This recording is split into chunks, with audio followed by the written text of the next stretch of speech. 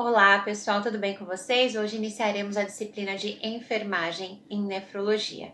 A enfermagem em nefrologia ela vai abordar ali os principais órgãos que compõem o sistema renal e também as principais patologias que vão acometer a estes órgãos, a esse sistema e, obviamente, os nossos cuidados de enfermagem. Então, quando nós falamos aí do sistema renal, nós temos de ter em mente que ele é um sistema fundamental para que a gente consiga manter a homeostasia do organismo. E o que é homeostasia? A homeostasia é o equilíbrio, né? Uma vez que o sistema renal fará a filtração do sangue, né? Liberando ali, fazendo com que esse sangue seja filtrado e as suas substâncias tóxicas não fiquem circulando ali no organismo do indivíduo, então, e resultando também na formação de urina para que esses excessos sejam excretados. Logo, então, podemos considerar que o sistema renal ele é fundamental para que se mantenha a homeostase do organismo, tá? Então, pessoal, eu deixei aqui o material para vocês, como funciona aqui a questão do sistema renal. Então, nós temos aqui dois rins, né? Que contemos aí os néfrons que fazem a filtração do sangue. E aí esse sangue, a princípio, ele chega para os rins através da artéria renal, onde acontece toda essa filtração, e aí ele retorna através da veia renal, tá ok? Pessoal, os principais problemas aí que nós podemos ter renais, eu coloquei aqui para vocês, são os cálculos renais. O que é um cálculo renal? O cálculo renal, ele também é chamado de pedra no rim ou litíase renal. Essas pedras, elas são formadas comumente quando há um excesso de sais minerais, né, no rim e, consecutivamente, o volume de água não é o suficiente para dissolver, então acabam se formando essas pedras, tá? O cálculo renal, ele também é chamado de pedra no rim ou litíase renal. É uma doença muito comum provocada pela cristalização de sais minerais presentes na urina que se agrupam e formam literalmente uma pedra dentro do trato urinário. Quando essa pedra é grande para obstruir o escoamento da urina, ou seja, em muitos casos essas pedras, principalmente quando elas se concentram ali nos ureteres, elas impedem o fluxo, a liberação da urina. Isso pode trazer uma série de complicações ao paciente, tais como aumento da pressão arterial, tais como dores e cólicas renais absurdas, tá? Então temos aí essa questão também do tamanho em que essas pedras comumente são formadas, tá? Quando essa pedra é grande o suficiente para obstruir o escoamento da urina, as estruturas do rim podem ficar dilatadas. Então, o rim é por conta dessa pedra fazendo essa pressão já no rim, né? E também dificultando a passagem da urina, faz com que esse rim fique dilatado e, consecutivamente, o nosso paciente sente muita dor. A cólica renal é um dos eventos mais dolorosos. As pessoas até costumam compará-las à dor de parto, né? Assim, a cólicas absurdas, é uma dor assim que tira a pessoa realmente do eixo, né? Ela tem aí sempre essa questão da progressão, ela pode durar horas. Existem aí as cólicas renais provocadas pela presença desses cálculos, que elas podem durar de 1 a 3 horas, em alguns casos de 1 a 4 horas. Em outros casos, essas dores elas acabam se tornando intensas demais e passando às vezes até de 10 horas contínuas com a presença dessa dor, onde esse paciente ele precisa ser devidamente medicado, porque essas dores elas são persistentes e muito intensas. Então, como que os cálculos eles se formam? Comumente esses cálculos eles estão relacionados aí a um baixo consumo hídrico, né? Porque esses sais minerais no rim, eles acabam se cristalizando porque não vai ter água para dissolvê-lo, tá? Então a pedra no rim é exatamente o que o nome diz. É uma formação sólida composta por minerais que surgem dentro dos rins, tá? Então, esses sais minerais dentro dos rins, eles não terão a condição de ser dissolvidos porque existe pouca água. Então, logo nós atribuímos a pedra no rim a baixa ingesta hídrica, tá? Mais de 70% das pedras são compostas por sais de cálcio, como oxalato de cálcio e fosfato de cálcio, tá? Coloquei aqui um exemplo para vocês. Entender a formação das pedras é simples. Imagine ali um copo cheio de água clara e transparente. Se jogarmos um pouco de sal, ele se diluirá e tornará a água um pouco turva. Se continuarmos a jogar sal no copo, a água ficará cada vez menos clara até o ponto em que o sal começará a se precipitar no fundo do copo.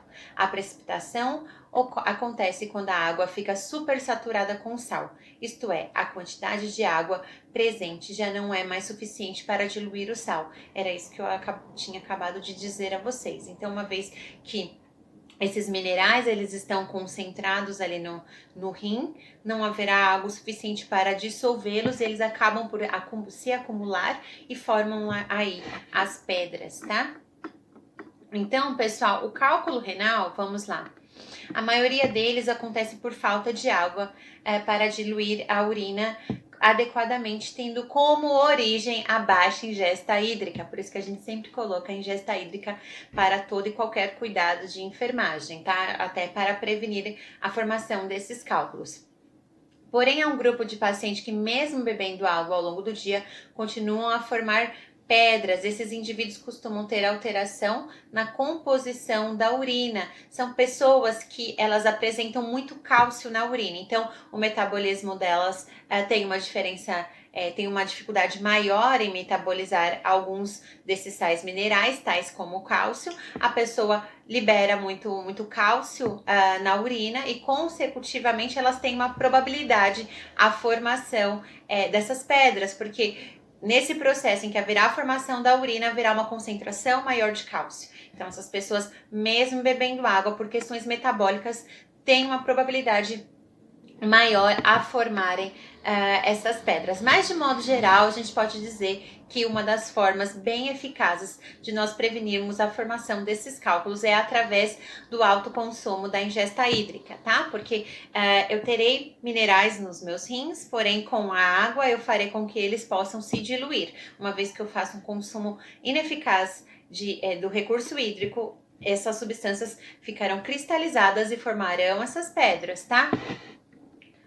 Ter água na urina é essencial para prevenir a formação de cálculos. Pacientes que costumam desenvolver cálculos bebem em média aí menos 300 a 500 ml por dia, comparado às pessoas que não apresentam pedra nos rins. Então vamos a essa média aqui. Então as pessoas que apresentam a pedra no rim são aqueles pacientes que consomem de 300 ml a 500 ml a menos fazem um consumo menor da ingesta hídrica do que aquelas pessoas que não apresentam esse diagnóstico. Então vejam como é importante a questão da ingesta hídrica, tá?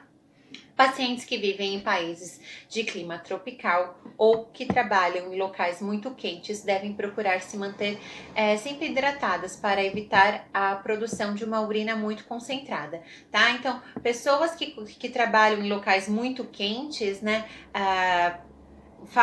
precisam reforçar essa ingesta hídrica para que a sua urina não seja tão concentrada. Quanto mais com maior for a concentração da urina, a tendência é que ela concentre um volume maior desses sais, desses minerais, com uma probabilidade maior a formação. Então, por isso que é tão importante, principalmente as pessoas que estão em países mais quentes, tá? Porque podem fazer com que haja uma concentração maior da urina e essa concentração pode resultar no acúmulo desses minerais. E esses minerais acumulados tornam-se esses cálculos renais ou as pedras renais, tá?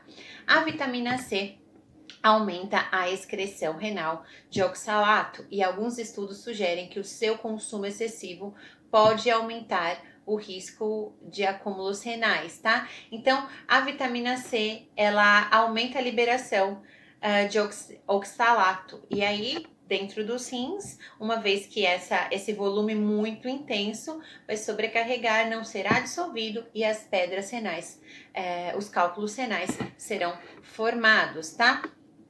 Bom, como ninguém vai ficar coletando urina o dia inteiro para medir o seu volume, uma dica é acompanhar a coloração da urina, né? Por isso que nós falamos também da questão das eliminações, de observar as eliminações, né? As nossas eliminações, tanto a diurese como as fezes, porque elas nos dão parâmetros importantes em relação à nossa saúde. Uma urina muito concentrada significa que o meu consumo hídrico está baixo, porque eu excretarei a urina de acordo com o volume que eu consumirei, caso não haja nenhuma patologia relacionada a isso.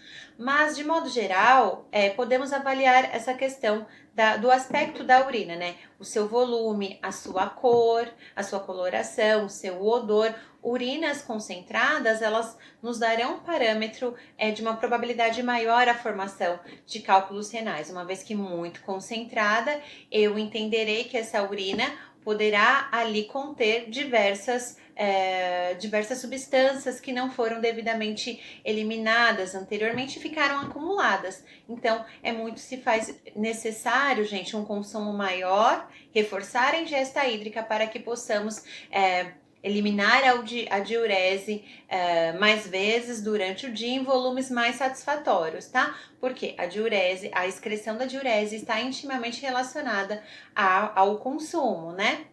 É o balanço hídrico, então eu consumo um volume considerável de água e o eliminarei. Então, uma vez que a urina está muito concentrada em um volume muito baixo, significa que o líquido presente no meu organismo não é satisfatório. Não sendo satisfatório, a tendência é que esses minerais presentes no meu rim não terão água suficiente para dissolvê-lo, consecutivamente haverá a formação desses cálculos, tá?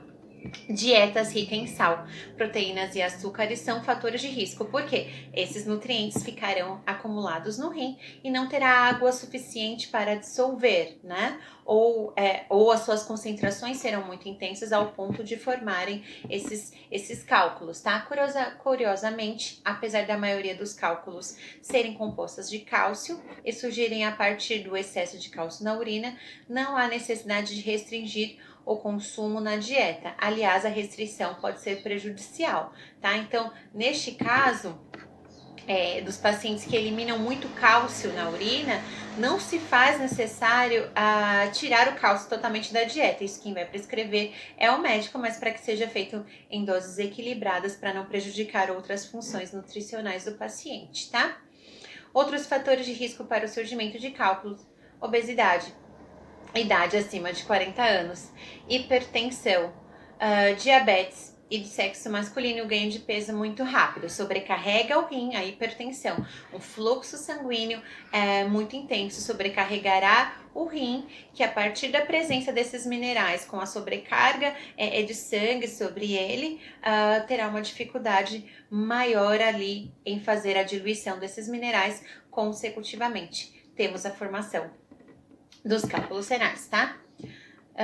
Algumas medicações também, né? Algumas medicações aí e suas propriedades poderão fazer com que haja uma concentração de devidos minerais no rim e esses concentrados se formarão ali, a partir desses concentrados teremos a formação desses cálculos. Gente, muitos pacientes possuem pedra no rim e não apresentam sintomas nenhum, principalmente quando os cálculos são menorzinhos, né? Quando os cálculos são menorzinhos, a pessoa às vezes acaba nem sentindo nada. Agora, quando os cálculos são maiores, né? E aí dificultam a liberação da urina, aí esse rim fica dilatado e aí vem a dor, tá? A cólica renal. O sintoma clássico do cálculo renal chamado a cólica renal, porque é uma cólica específica, onde os pacientes relatam uma dor muito intensa. Surge quando uma pedra de mais ou menos uns 0,4 centímetros fica impactada no rim ou em algum ponto do ureter. O ureter é o tubinho que leva a urina do rim para a bexiga. Então, quando aquelas pedrinhas elas ficam concentradas nesses ureteres, nesse tubinho, e fica impedindo o fluxo da urina, ela causa uma dilatação e aí dói demais, tá? Então também depende muito da localização desses cálculos. A cólica renal tem 3 fases, né? De acordo com o seu tempo e sua intensidade. Então, a dor, ela vai se iniciar ali e subitamente atinge o seu pico em mais ou menos de 1 a 2 horas. É uma dor bem aguda. De 1 a 2 horas o paciente tem aquela dor. Então, são 3 estágios, tá? Então, ele começa com uma dor de 1 a 2 horas e depois esse quadro vai minimizando, aquela dor bem aguda. Depois de atingir o seu ápice, né, o seu ponto máximo, a dor ela permanece de 1 a 4 horas e deixa o paciente totalmente inquieto. Sabe que nem aquela dor de parto que nós mulheres temos, que a gente fica andando de um lado pro outro, porque dói demais.